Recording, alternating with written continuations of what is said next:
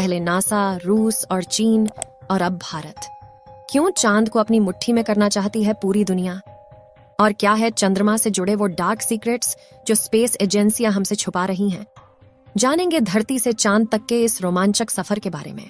दोस्तों, भारत के चंद्रयान 3 ने का विक्रम लैंडर चांद की सतह पर सॉफ्ट लैंडिंग करेगा।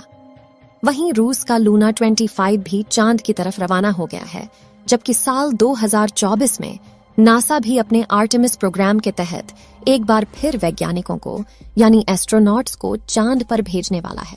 और चीन भी जल्द ही एक और मून मिशन करने वाला है। लेकिन अब सवाल आता है कि इन सभी देशों को चांद पर ऐसा क्या दिख गया जो चारों ओर चांद पर पहले पहुंचने की होड़ मची हुई है? और चांद से जुड़े ऐसे कौन से रहस्य हैं जिनसे से पर्दा उठाते ही हमारा चांद को देखने का नजरिया ही बदल जाएगा? जानेंगे पृथ्वी से चांद तक के इस रोमांचक सफर की कुछ खास बातें। तो जल्दी से अपनी कुर्सी की पेटी बांध लीजिए और पूरा वीडियो जरूर देखिए। दोस्तों, चांद हमारी पृथ्वी से 3,84,400 किलोमीटर दूर है और अगर हम सीधा रास्ता पकड़ते हैं तो इसी के आसपास डिस्टेंस में ही हम चांद की सतह पर पहुंच जाएंगे।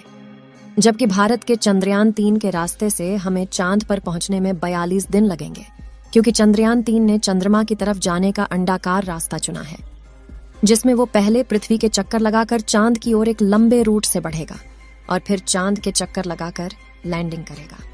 हालांकि यह रास्ता काफी किफायती तो है, लेकिन इसमें हमें एस्ट्रोनॉट के लिए बहुत खाना, ऑक्सीजन और पानी की जरूरत पड़ेगी, जिसे स्टोर करने के लिए बड़ा स्पेसक्राफ्ट चाहिए होगा। और इस रास्ते से जाने पर 30 लाख किलोमीटर की दूरी तय करके हम काफी थक भी जाएंगे। इसलिए चलिए हम अमेरिका और रूस वाले सीधे रास्ते से ही चांद की तरफ चलते हैं और इस रास्ते से हमें चांद पर पहुंचने में 4 से 5 दिन लगेंगे। जब स्पेसक्राफ्ट का लैंडर आपको चांद पर उतारेगा तो बाहर आने के लिए आपको सबसे पहले अपना स्पेस सूट पहनना होगा, क्योंकि चांद पर काफी पतला वातावरण है और इसमें ऑक्सीजन मौजूद नहीं है। इसी वजह से सांस लेने के लिए आपको स्पेस सूट के पीछे लगे ऑक्सीजन सिलेंडर का सहारा लेना होगा। स्पेस सूट पहनने के बाद जब आप चांद की सतह पर कदम रखेंगे तो खुद को काफी हल्का महसूस करेंगे। दरअसल चंद्रमा का गुरुत्वाकर्षण पृथ्वी से 6 गुना कम है, इसलिए अगर पृथ्वी पर आपका वजन 60 किलोग्राम है तो चांद पर यह सिर्फ 10 किलोग्राम हो जाएगा। इसी वजह से पहली बार चांद पर कदम रखते ही शुरुआत में आपका बैलेंस बिगड़ेगा और आप चलने के बजाय उछलते हुए नीचे भी गिर सकते हैं।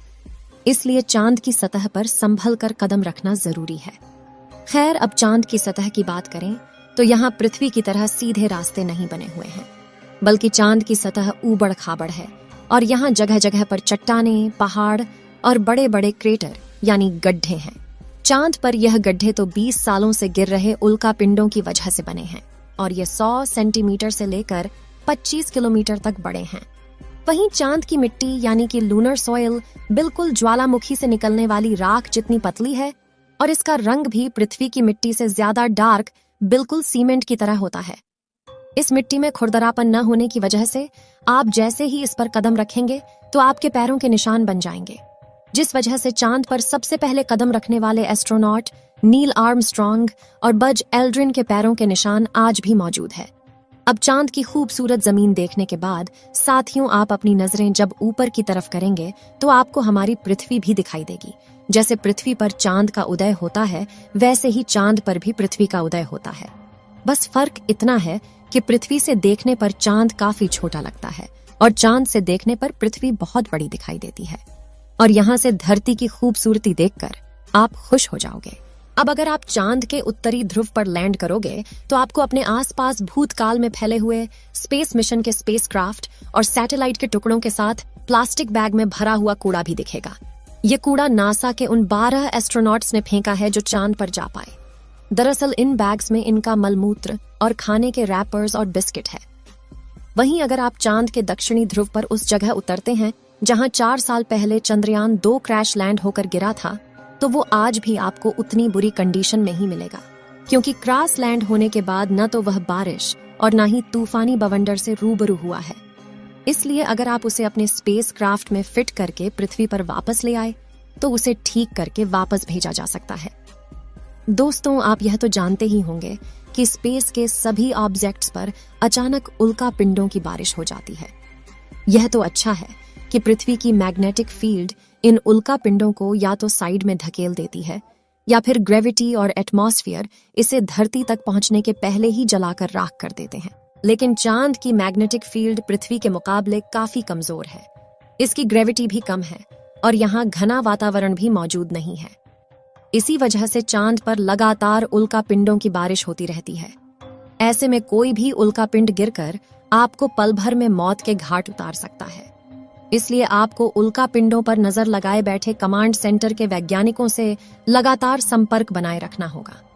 अब अगर आप सोच रहे हैं कि आप अपने किसी दोस्त या फिर लाइफ पार्टनर को चांद पर साथ लेकर जाकर गप्पे लड़ाते हुए अपने मून मिशन पर काम करें, तो आपको बता दें कि ऐसा मुमकिन नहीं है, क्योंकि चांद पर वातावरण न होने की वजह से साउंड वेव चल नहीं पाते।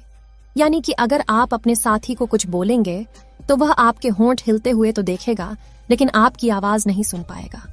इतना ही नहीं, चांद पर आपको अपनी आवाज तक नहीं सुनाई देगी, मानो जैसे मोबाइल की तरह किसी ने आपको भी साइलेंट मोड पर डाल दिया है।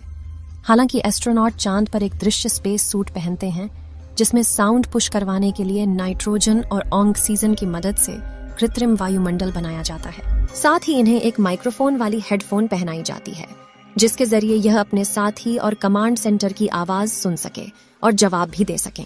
अब दोस्तों, चांद पर अपने काम को पूरा करके जब आप सोने जाएंगे तो सुबह आपको सूरज की रोशनी नींद से नहीं जगाएगी, क्योंकि चांद को अपनी धुरी पर घूमने में 28 दिन लगते हैं, जिस वजह से चंद्रमा पर एक दिन 14 दिन का होता है और 14 दिन की रात होती है। यानी कि वहां का एक दिन पृथ्वी के 28 दिन के बराबर होता है। हम चांद का सिर्फ एक हिस्सा आज तक देख पाए हैं, और अगर आप चांद के पिछले हिस्से के अंधेरे वाले इलाके पर पहुंच गए तो आपके साथ काफी खौफनाक चीजें हो सकती हैं। बता दें कि चांद पर कई सालों से सोच कर रहे कुछ वैज्ञानिकों का यह भी कहना है कि भूतकाल में वहां कोई एलियन सभ्यता बसी थी। चंद्रयान 1 ने चांद की सतह पर वाटर आइस और हाइड्रोप्लस के रूप में पानी की खोज की है, जो इंसानों के जीवन के लिए काफी जरूरी है। इसके अलावा अंतरिक्ष में चांद ही पृथ्वी के सबसे करीब है, इसलिए भविष्य में वहां जाकर बसना हमारे लिए काफी किफायती साबित होगा। वहीं यहाँ पर हम एक और स्टेशन भी बना सकते हैं। इन्हीं कारणों की वजह से सभी स्पेस एजेंसी चांद में सबसे ज्यादा दिलचस्पी दिखाती है। तो दोस्तों, अगर भविष्य में मौका मिले तो क्या आप चांद पर जाकर बसना चाहेंगे? अपनी राय कमेंट में जरूर बताएं। आज के लिए इतना ही। आपकी आखिरी जिम्मेदारी इस वीडियो को लाइक करके शेयर करने की है।